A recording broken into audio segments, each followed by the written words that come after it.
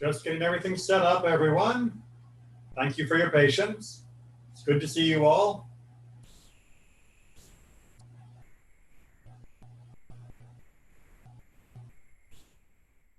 Evening.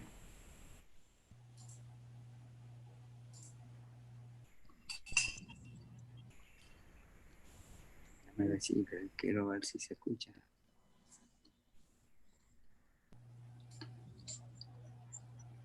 All right, YouTube's over there. Main screen here. Let's get this in presentation mode. There. Lovely. Now we'll just give it a couple minutes to let people come in. If we were in the same room, we would do much the same thing, especially with a day like today when it's raining outside. We'd give people a few minutes to deal with traffic and get inside, shake off the umbrella, and get ready to learn. At least we don't have to get wet right now.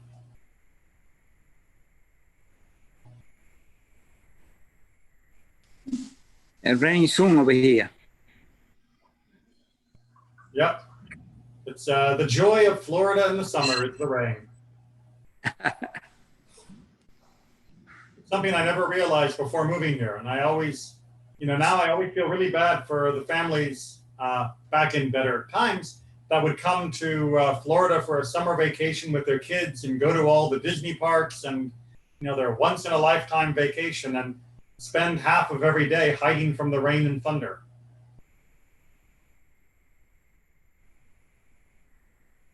Florida is a much better winter vacation destination. But then that's why everything has winter springs, winter gardens, winter park. Everything's named for the winter here because that's the nicer time. You don't see a lot of summer park in Florida. You got to go up north for that. All right, well, that's about a usual pause to let people log in. So let's go ahead and get down to work. I do have a meeting right after this, so I'm afraid I can't linger once we hit 7 o'clock because I have to go start the other Zoom. So last week we talked about Shabbat, and we talked about it in the additions of Shabbat, the things that we do that are unique on Shabbat to mark it as its own special time and having its own special flavor. If you can't remember them all, don't worry. A lifetime of practice will get you there. And of course, you can always review the other YouTube. Today, we're going to look at the opposite side of Shabbat, which is to say, the things that we don't do on Shabbat. There are many limits on us for Shabbat because those limits are actually freeing us to experience Shabbat. But it can still be a little complicated, and it can be very overwhelming. If you are somebody who has not had Shabbat in your life with these rules, it can feel like you have now made your life stop in a way that is very, very uncomfortable. Much like slamming your brakes on in the car and feeling the seatbelt pull against you. However, if you gradually slow down and bit by bit eliminate many of these different activities, you will find that you are actually cleaning up your life rather than stopping your life.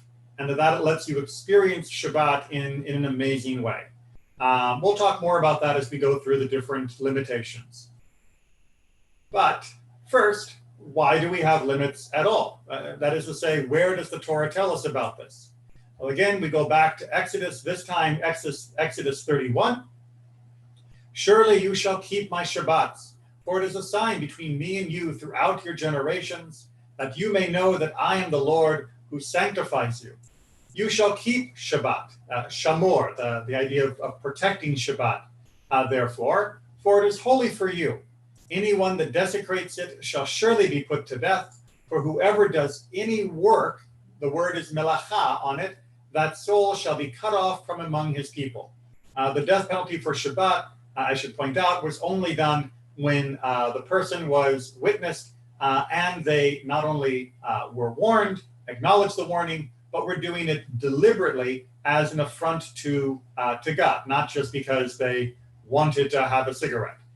So don't be too put off by the death penalty. We don't find anywhere except for one instance in the entirety of the Tanakh of anybody being executed for Shabbat. 6 days shall work be done. Very important. Judaism does believe that work should be done for 6 days of your life. This is not a lazy religion. But on the seventh day, it is a Shabbat of solemn rest, holy to the Lord. Whoever does any work on the day of Shabbat, he shall surely be put to death, as we talked about.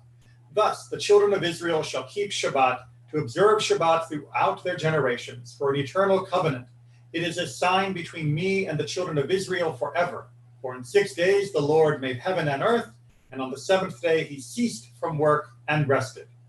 That last few lines you may recognize if you've read the translation of the passage we read on Shabbat, known as Vishamru. It is both in the Amidah, the personal prayer, but it's also sung as part of the Friday night service. You may know the more familiar tune, Vishamru B'nei Yisrael, and the rest.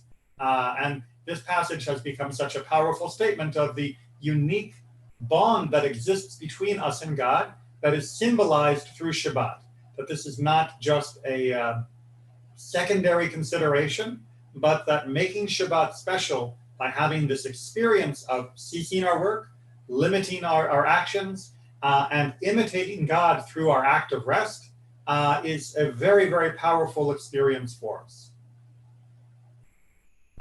We see in the Torah as well, it says, 6 days do your work, but on the seventh day do not work, so that your ox and your donkey may rest, and the servant born in your household and the alien as well may be refreshed. So in case you haven't noticed, we seem to be getting a bit of a trend here with the phrase work. And in fact, that's going to be our focus. This notion of melacha, of work, though, is a little bit tricky.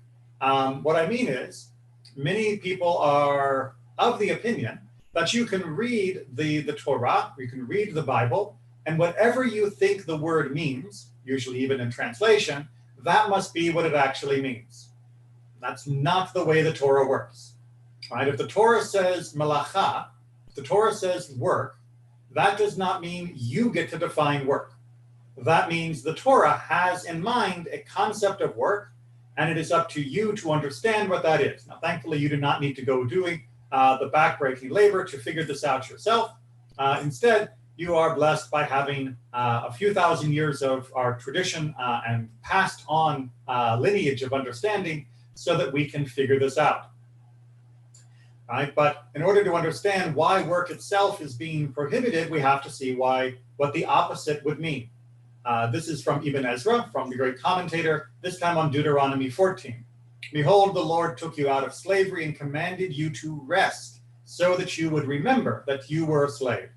The main emphasis here being that if a person were to work 7 days a week, if they were to engage in these labors 7 days a week, then their life would be very different, would not be very different than a slave. Yes, they would not be chattel. Yes, they could not be bought and sold. All very, very important and massive distinctions. But within their own conception of their self and their purpose in the world, it would be very easy to think, my purpose is to work. By having Shabbat, we are reminded that is not why God brought you into existence. Right? Work is part of it. Told you, 6 days a week we do work, but work is not the purpose of our existence, merely one of the activities we have for maintenance, for maintaining our existence. But this concept of not working, this concept of resting, ironically, is actually very hard.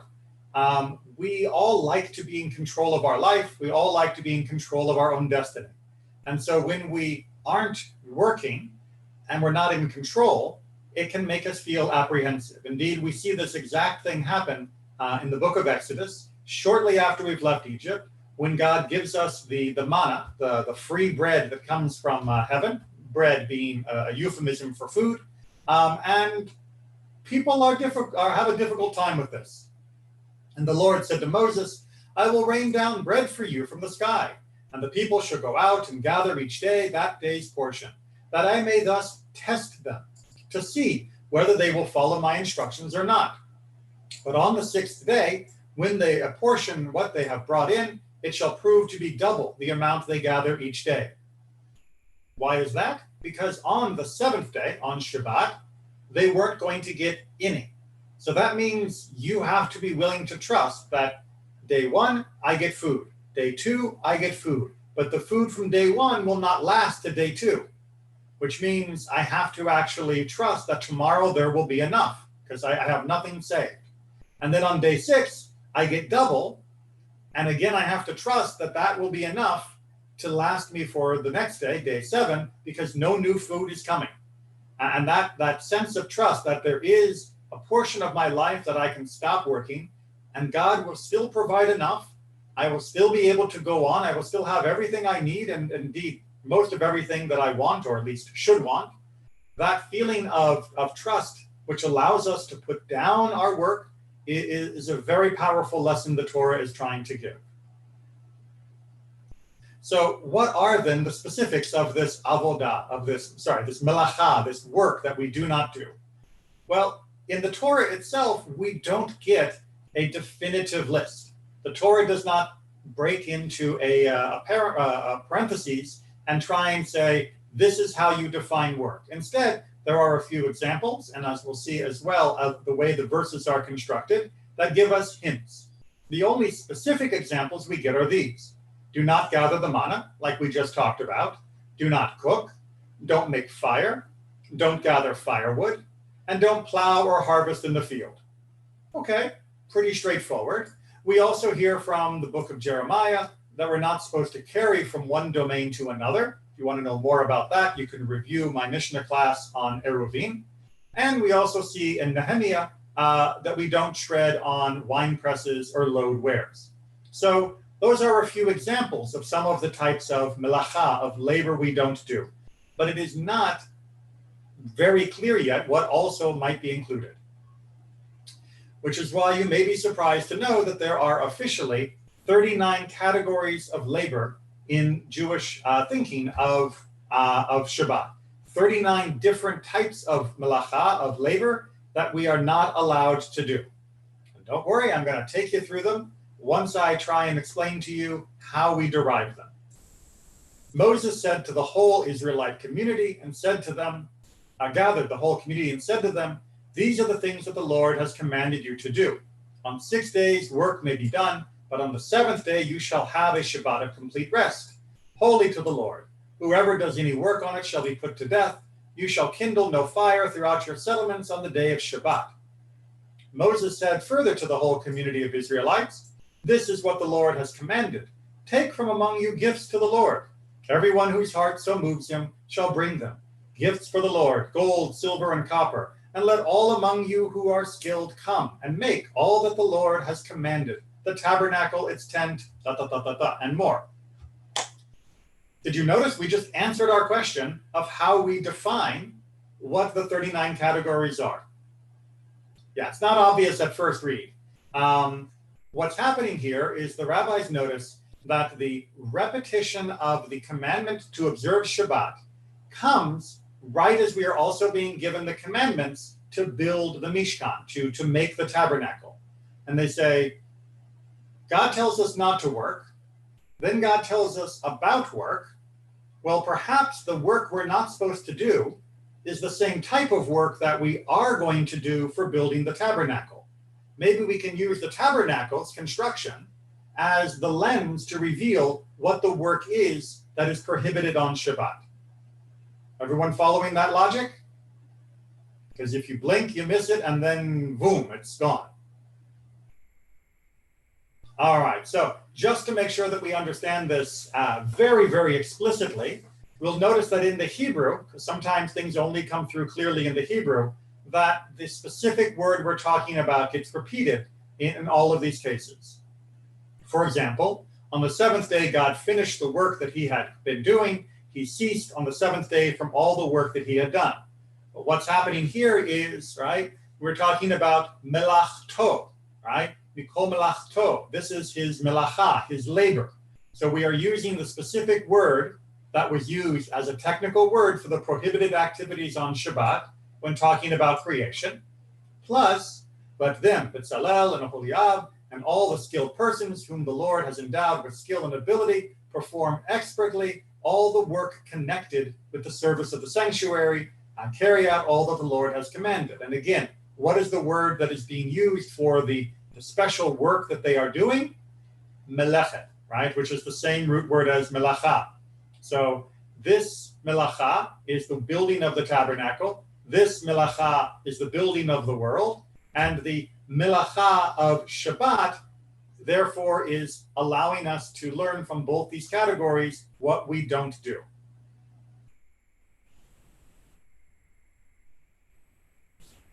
So, in order to understand this, we need to just try to remember a little bit more about why we are refraining from this work. We're going to get to the list, I promise. I'm just building up to it.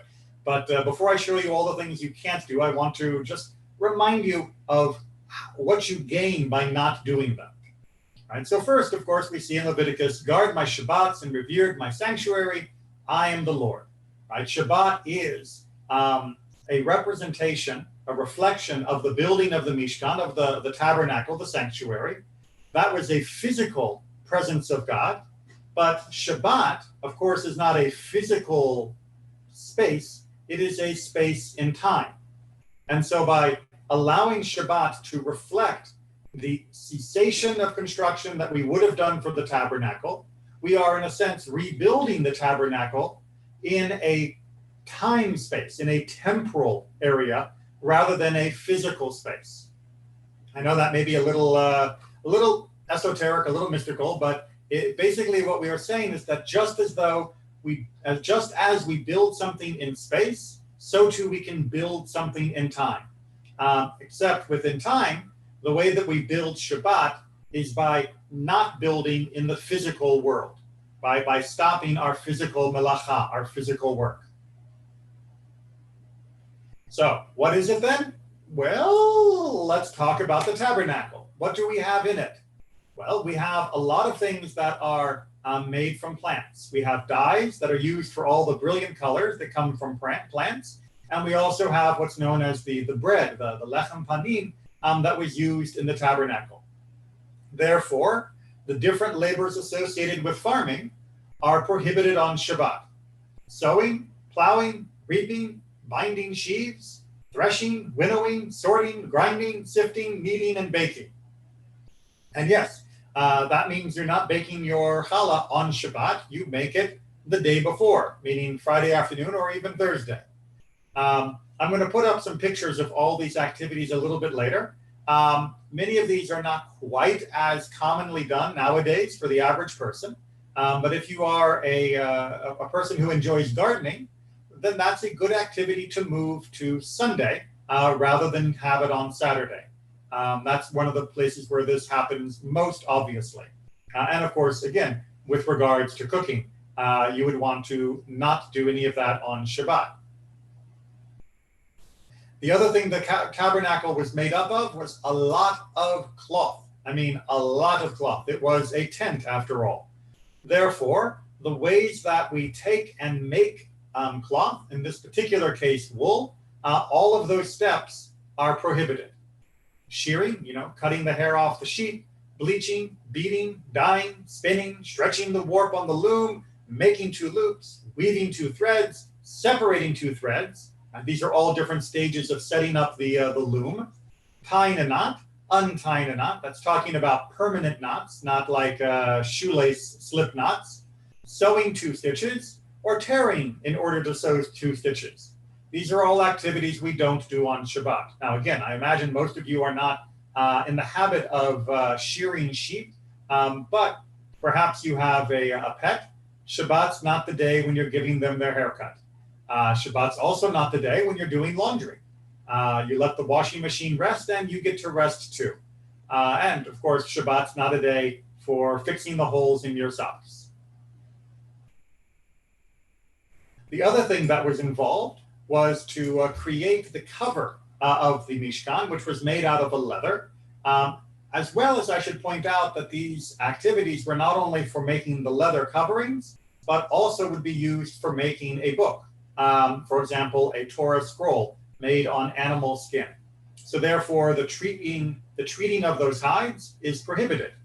Trapping, hunting the animal, slaughtering, killing the animal, flaying, salting, curing a hide, scraping, cutting it up, writing 2 letters, and erasing in order to write 2 letters.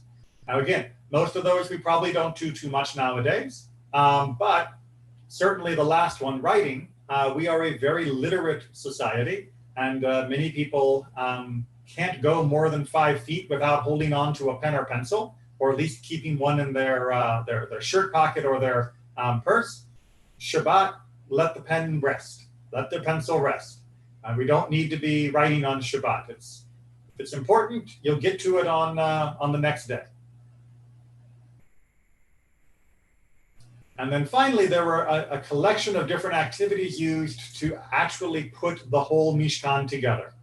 Building, being obviously, pulling down, extinguishing, putting out a fire, lighting a fire, striking with a hammer, and carrying from domain to domain, which again is a little bit more complicated than we have time for tonight, but if you want to learn more about that, you can either ask me or you can review the Mishnah series I did on Eruvin. Altogether, it's a huge list, 39 different activities. However, to make life easier, I did try to find some pictures that show all of the different actions that we were talking about. So you have slightly different English words of plowing, planting, harvesting, gathering, threshing, winnowing, separating, grinding, sifting, kneading, baking. Right? Those are all the activities involved with the plants. Shearing, cleaning, bleaching, combing, dyeing, and then arranging on the loom, threading the heddles, which again, most of us don't have a loom, spinning the thread, weaving and removing the cloth from the loom, tying, untying, and then sewing or unsewing. Those are the primary categories we talked about for cloth. And then the other ones that involve the animals, right? Trapping the animal, slaughtering it, skinning it, tanning the hide, smoothing it, making ruled lines, and then the cutting it up, writing, erasing, building, dismantling or pulling down, extinguishing a fire, making the fire, the final hammer blow, and moving from a place to place within different domains. Rabbi, question? Yes. In the photos, is there a photo that refers to writing 2 letters?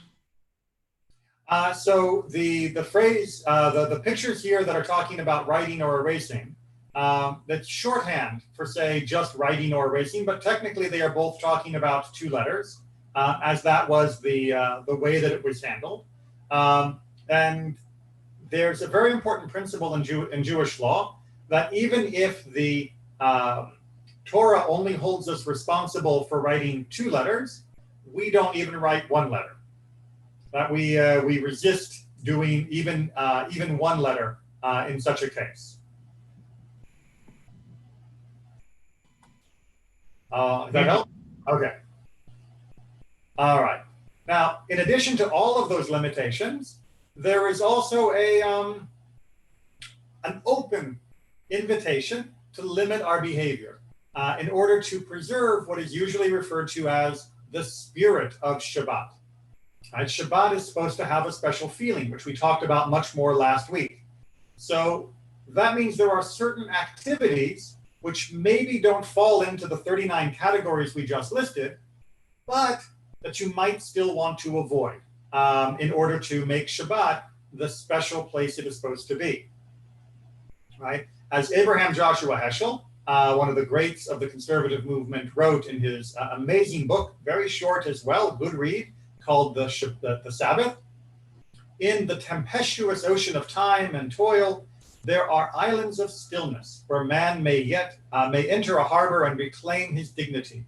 The island is the 7th day, the Sabbath, a day of detachment from things, instruments, and practical affairs, as well as of attachment to the spirit. Right, so his whole book explores this theme in much more depth, but what he is trying to say is that by putting down our attachment to the worldly activities, we allow our soul to attach more keenly to things of the spirit. But that means that even if we are allowed to do certain activities, sometimes those activities would prevent us from fully releasing our spiritual self to have that experience on Shabbat. In a similar way, Ramban is a little bit more blunt. This is the great commentator, from the 15th century. It seems to me that we have been commanded from the Torah to have rest on the festival, even from activities which are not melacha, right? Even which don't fall under that strict category. A person should not labor all the day measuring grains, weighing fruits and merchandise, filling casks of wine, emptying vessels, and transporting stones from house to house and place to place, right? If the city is walled and locked by night, meaning that it is a natural eruv, a natural area that is a private domain and therefore shared, they could be loading the donkey and delivering wine, grapes, figs, and all the goods on a festival or Shabbat, so that the market would be full of all forms of buying and selling, with the shops open and the merchants attending and the vendors with all their wares displayed with their coins before them, and the workers would be rising early to hire themselves out for these and similar tasks, as if it were a weekday. And all of this is permitted on the festivals and even on Shabbat itself, for there is no melacha in all of this, meaning none of those actually, in this circumstance, would violate the 39 different activities that are forbidden. But as you can see, if you did all of this, it would make your Shabbat look just like a regular day. Yeah, there would be a few things we would resist doing. We wouldn't be taking notes. We wouldn't be writing receipts. We wouldn't be involved in some of the other cutting and other activities that would otherwise be going on. But by and large, Shabbat would look just like a Tuesday. And therefore, he reminds us, for this reason, the Torah said, Shabbaton, right? That it is a more than just a Shabbat. It is a mega Shabbat, meaning that it's a day of rest and relaxation, not a day of effort. It's not only that we cease from work, that is technically melacha, the 39 categories, but that we also cease in general from activities that would tax us and force us to be drained of ourselves, just as we are during the regular week. And this is a good and accurate explanation. So when you are trying to decide how you want to spend Shabbat, first you need to decide if the activity is one of the prohibited categories, but then you also need to ask, is this something that is just like a regular weekday? If it's just like a regular weekday, then I probably shouldn't. So let me give you an example that in the modern world might fall into this category, but would depend on the person. For some people, their morning ritual involves pulling open the newspaper and maybe checking the stocks and the financial markets. Nothing wrong with that. Between Sunday and Friday, great way to begin your morning. But on Shabbat, technically looking at the newspaper isn't a violation of any of the 39 categories, but is that really where you want your head to be? Is that really where you want your mind to be focusing? Now, for other people, maybe the Saturday newspaper is the only newspaper they read the entire week, and they enjoy catching up with all of the news and all of the culture and all of the arts and everything else that's in the newspaper, and they save that for Shabbat in order to be able to experience it. And they're not looking at shopping, they're not doing their car searches, and they're not looking at their stocks. They're just enjoying learning and reading and being informed. For a person like that, reading the newspaper and those sections would be perfectly fine. So this is not something where you can just make a hard and fast, clear-cut rule that says yes for this, no for that. It will often depend upon the person, and it will also depend upon their own ability to limit what they do. If you know you're the kind of person that once you open the paper, you are absolutely going to be looking for the coupons you want to cut, well, then you probably shouldn't open the paper at all. If you can't resist that temptation to put yourself back into the marketplace. But if you can, no problem. Everyone sort of clear on how this spirit of Shabbat is shaping up and how we have to be sort of honest with ourselves of how we are spending this day? I'm not hearing any complaints. I'm seeing some nodding heads, and that's good. Part of how we spend Shabbat, though, is not only what we do and then how we act and what we don't do, it's also what we talk about, how we guide our conversations. This is taken from Isaiah 58. If you refrain from trampling the Sabbath and pursuing your affairs on my holy day, if you call Shabbat delight, the Lord's day honored, as we've talked about, if you call it oneg and kavod, as delight and honored, and if you honor it and go not your ways, nor look to your affairs, nor strike bargains, then you can seek the favor of the Lord. So notice what he's talking about here. It's not about the violation of the labor. Yes, of course, that's there.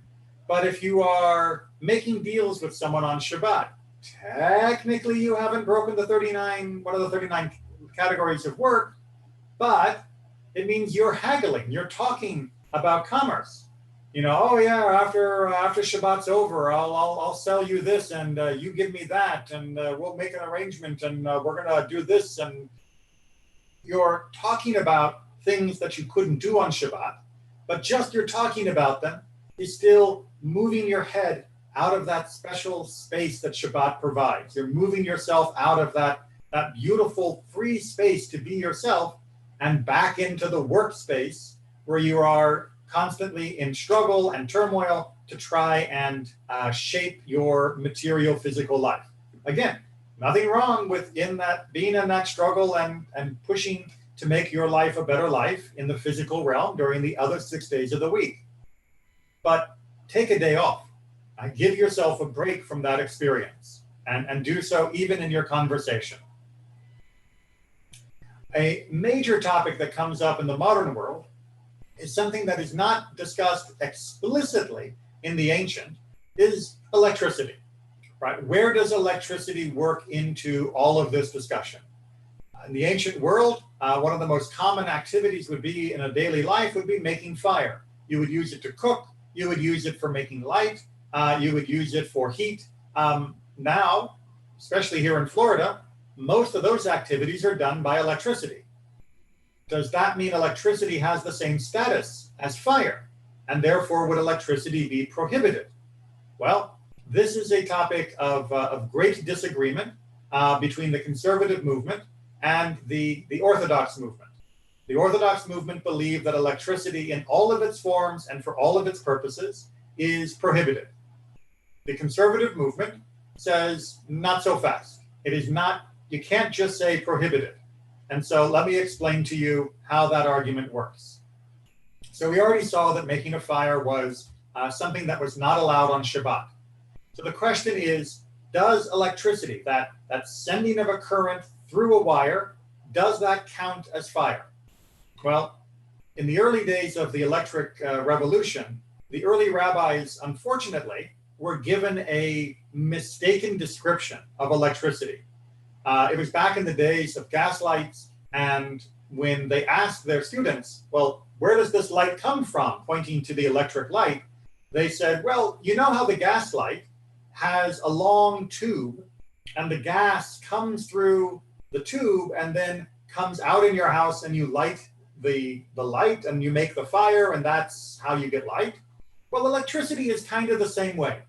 There's kind of a wire which is sort of like a tube, and the electricity comes through and it comes out, and then when you turn the switch, it makes the light. And so the early rabbis said, well, if it's just like fire but in a wire instead of a tube, then that means we can't use it. But it turns out that that's not what electricity is. And it also turns out that Judaism has discussed hot, fiery metal in contrast to hot, fiery, anything else that actually burns. And so here's a few quotes of how we've looked at it in the past. These are all taken from the Talmud. Samuel said, people may extinguish a lump of fiery metal in the street so that it will not do any harm to the public, but not a lump of fiery wood.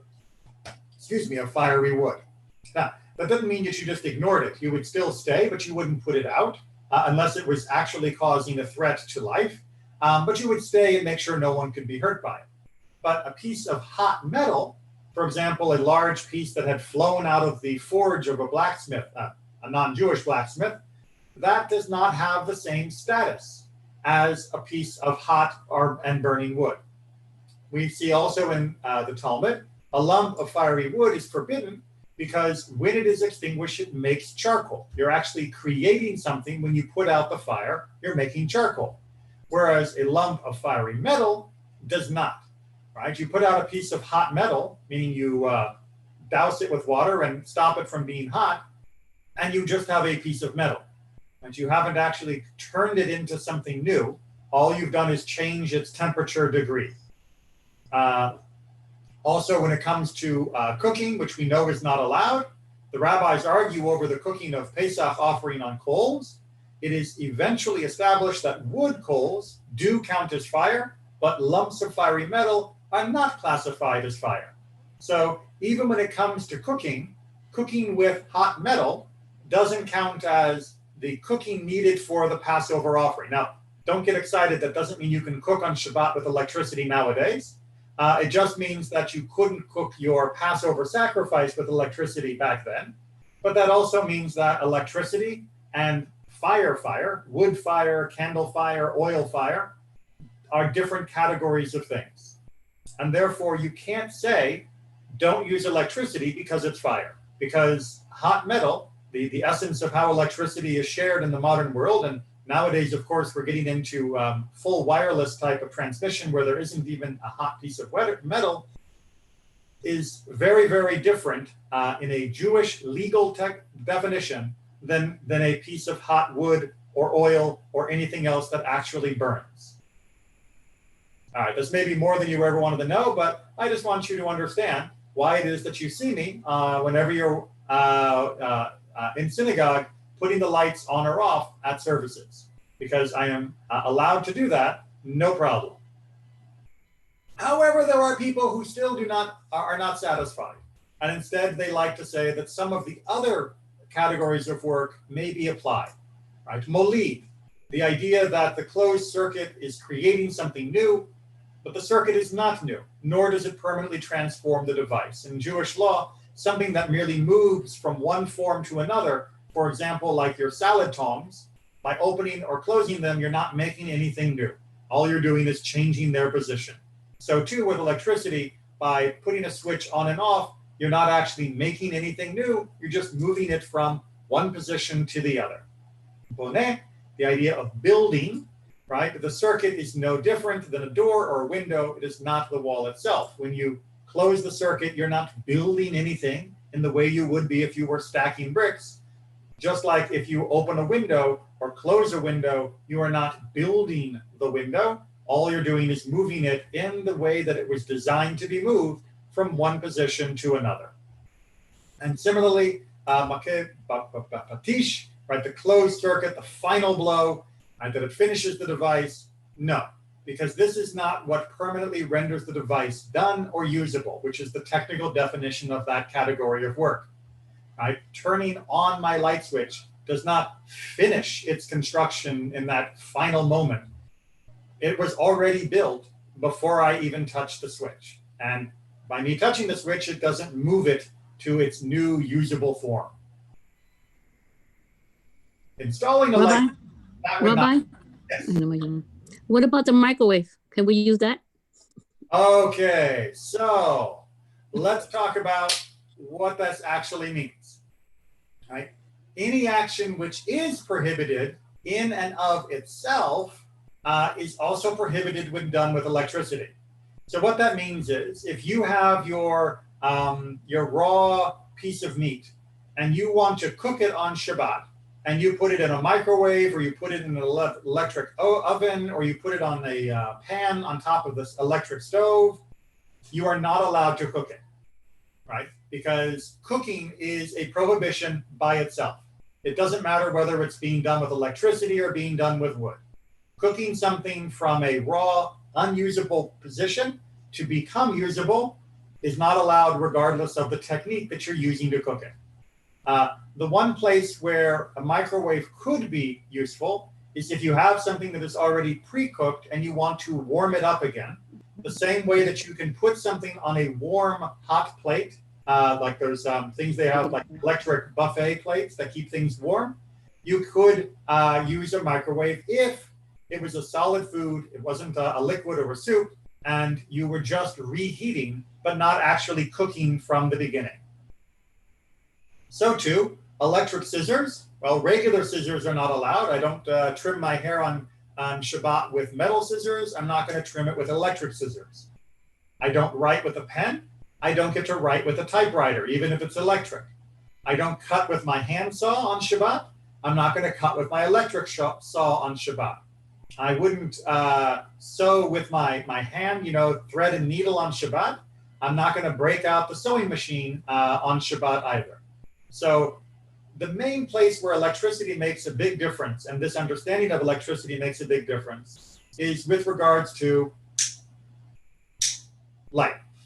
Right? This is something that in the Orthodox world, they do not allow light to be used on and off on Shabbat. And this is the most natural place where there is a big difference in how we read it. How we use the kitchen, very, very similar between Orthodox and conservative Judaism. How we don't use our typewriter and don't use our adding machines and don't use electric razors and all of those things, that's the same between the two different movements. Light bulbs are really where it comes down as the biggest difference in most people's daily life. There are a few other places that are also affected, turning on and off alarm clocks, turning on and on, or using microphones in the synagogue. These are other things that are also different between us and the Orthodox because of these thoughts. But I'm guessing most of you don't have microphones in your house, so that's probably not a big personal concern. All right, other questions on this? Other questions on the other prohibitions before I begin my summary?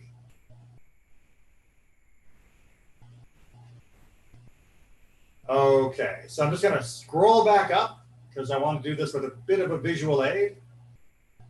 We'll go ahead and use the one that doesn't have all the dead animals hanging from it. So when you look at a picture like this, and you see the pictures of people from long, long ago doing long, long ago farming, it may seem like this is a totally long, long ago thing, but this has no connection to me. I mean, honestly, when was the last time you were out dyeing your clothes? A tie-dye experience you did when you were in high school? When was the last time that you were shearing your sheep? When was the last time you were out there cutting with your scythe? Well, the fact of the matter is that all of these types of activity are still being done. Some of them symbolically, some of them technically. For example, anybody that's ever gone out and mowed their lawn, not something you can do on Shabbat. But more importantly, these represent the fundamental building blocks of our creative, constructive efforts in the world. And those are amazingly important and celebrated in Judaism. And Judaism believes that manual labor, physically working in the world, changing the world, making progress, making food, making the world a nicer place through building houses or making roads or picking up garbage. Those are all incredibly important and noble activities. But that's not what human beings are for. It's what human beings have to do, right? Without all of these activities and many, many others, we wouldn't be able to have the culture and society we do. And without even these, we wouldn't be able to keep living. But that doesn't mean that's why we're on Earth. We're on Earth to be able to expose our spirit to a variety of experiences and to allow it to grow through our interaction by choosing the right path and avoiding the wrong ones, and allowing our sense of our soul to deepen throughout this journey here in this world. But if we never stop, if we never think, if we never breathe to allow our soul to actually understand and take in and refresh itself, then we've turned our existence into being nothing more than a machine. And doing something like that is exactly the opposite of what God wants us in the world. When God freed us from Egypt, and told us that slavery was wrong, it wasn't just about the personal dignity of the individual. It was also about the experience of the soul, where a soul cannot truly experience this world if it is enslaved. And even if you are free from technical legal bondage, that doesn't mean you've freed yourself unless you've given yourself a window to be free, a moment to be free, a time when you can actually experience the people around you, when you can experience your loved ones, when you can experience the knowledge and wisdom of the world, when you can experience the culture and beauty of the world, when you can experience yourself, your own quiet moments of reflection and thought. So often in a work week, people never seem to have time to do these things. Either they are too busy or too exhausted. But on Shabbat, when you have made these barriers by preventing all of these activities, archaic though they may seem, you surprisingly create a wall, not that keeps you in like a prison, but that keeps the physical world out like a castle, allowing you to live within the fortress of Shabbat in a way that is at peace and no longer aggressively combating our material condition. And that experience of Shabbat is really one of the most profound gifts that Judaism has tried to give to the world. It's something that has been picked up by other cultures, which now have the notion of a weekend. It's something I think we still do better than most, because many people fill their weekend with all the activities and errands and chores that they couldn't do during the week. And that is kind of missing the point, right? Fine, make Sunday that day, but for Shabbat, use it to take care of your soul. Don't use it to take care of your to-do list. And you'll find little by little, as you take these different activities out of your Saturday and give it this additional measure of freedom, that you will feel different and you will come to look forward to Shabbat, even though you can't do everything you want to do. You will find that you will jealously protect it. When you tell your friends and neighbors, oh, sorry, no, I can't go shopping with you on Shabbat. No, I can't, do that on Shabbat. It may be a little awkward at first. Offering the alternative day of Sunday instead will be very welcome, I have found. But you'll start protecting this time as being a special and unique experience that you just can't get any other time of the week. So again, take it easy. Don't try and cross all these off your list from day one. Give yourself a little bit of time. Use the Observant Life and use the Jewish Home Advisor books that I recommended at the beginning of our class to help guide you. Ask me, phone, text, or emails, and try and begin preparing for Shabbat a little bit in advance, right? Cook what you want to eat on Saturday, on Friday. Give yourself that buffer time. Carve out the time on Shabbat by using just a few minutes on the other days to make room for it. And you're going to find that Shabbat is an amazing experience once you've begun. Yo lo creo. All right. Any other questions? I was just checking the YouTube list or the YouTube chat. All right. So we will finish there for tonight then. Thank you all for coming. As always, I enjoy our classes together. Please do email me or contact me in any other way if you have more questions about Shabbat or anything we've been studying or anything you want to study that we haven't gotten to yet. And I'll be happy to give you more guidance. Take care, everyone, and stay safe. Thank you. Thank you.